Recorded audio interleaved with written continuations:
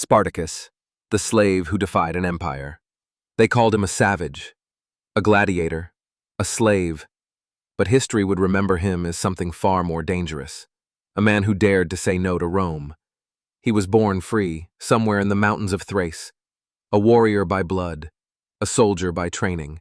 But the empire does not care for freedom. They captured him, stripped him, chained him, sold him like cattle. Thrown into the brutal world of gladiator schools, where men were trained to die for Roman entertainment. In the blood-soaked sand of the arena, Spartacus learned something. Pain is temporary, fear is a tool, and freedom is worth everything. In 73 BC, the chains snapped. With just kitchen knives and stolen weapons, Spartacus led a prison break from the gladiator school at Capua.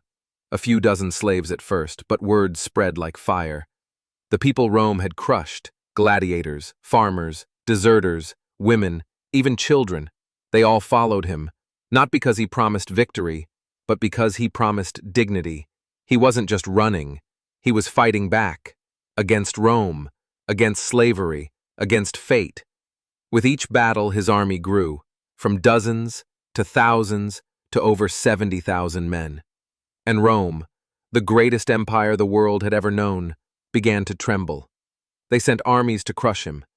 He crushed them back, outsmarted generals, ambushed legions, turned terrified slaves into warriors. But Spartacus didn't want to conquer. He wanted to go home.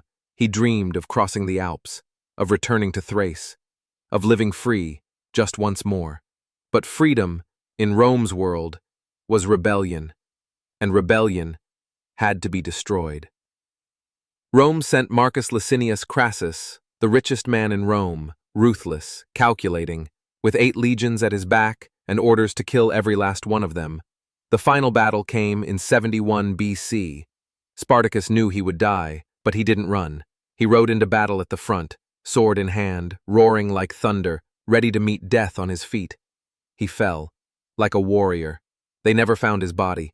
Rome crucified over 6,000 of his followers along the Appian Way, a message written in blood. This is what happens when you defy Rome. But what they didn't understand is that Spartacus never truly died.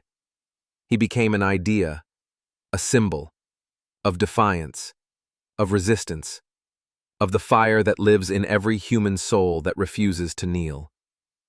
This is the story of the slave who shook an empire. This is the story of Spartacus.